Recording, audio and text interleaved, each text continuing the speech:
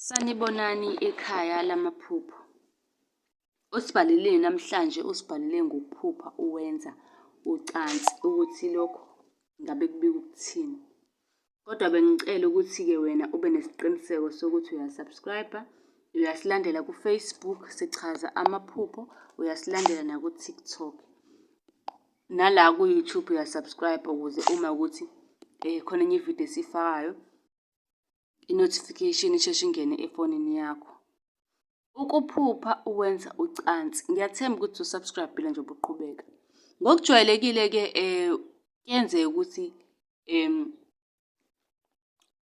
kwesinye isikhathi kuyenzeka ukuthi kade wagcina vele ukwenza inkonzo yasekamereni, ugcine usuphupha ukwenza lokho. Iphupho nje lele elijwayelekile. Okunye-ke ukuphupha wenza ucansi kungabika ukuthi ulalwa yisilwane ngoba ngesikhathi esiningi kuthiwa uma wenza ucansi kusuke kuyisilwane leso olala naso. Lowo muntu hlampe usuke vele ephusheni, kungenzeka ukuthi usetshenziswe as isilwane, ungagcina usumzonda ngezinye iy'ndlela kanti le silwane esithunyelwe wena siziveza ngaye loyo muntu. Uyabo? Iphupho kanjalo kusuke kumele uqaphele ngoba usuke ulalwa yiy'lwane. Ukulala yisilwane kuyasenza-ke isichitho kumuntu othandana naye, egcine nje engasakujabuleli ukuba nawe. Njengoba bengishilo ukuthi-ke ukuphupha wenza ucansi akubiki ukuthi unesilwane ngaso sonke isikhathi. Uyabo?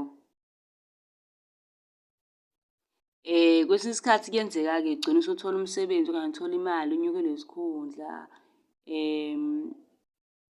Abanye kuyaye kuthiwa-ke kuyabika inhlahla ezayo eduzane. Yebo leyo nto. Ngesinye isikhathi-ke ukuphupha ulele nomuntu ongamazi umbono omuhle, ukhumbule ukuthi-ke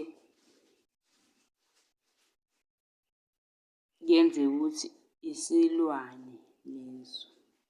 Kwesinye isikhathi-ke uma uwumuntu wesilisa uphupha wenza ucansi, kuyaye kuthiwa mhlampe uma uneminyaka ewu-12 kanje noma kuya phezulu kancane, kuthiwa usuke ukhula.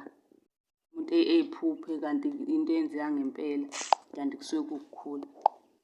Njengoba ngisho ukuthi hhayi wonke amaphupho ocansi ukuthi asuke ebika isilwane, kuyahlukahlukana. Kwabanye kuyasho ukuthi kube yinhlahla, kwabanye kuyaba isilwane, kwesinye isikhathi kuya ngokuthi uyakhula. Uma unombuzo ngicela ubuze, ngicela usithinte lapha ey'nkundleni zethu. Ikhona incwadi yamaphupho 400, ikhona insipho yobulongo for R100 namanye-ke ama-products amaningi. Okwakho ukuthi usithinte sikwazi sikulungisele lokhu okudingayo, sikuposele.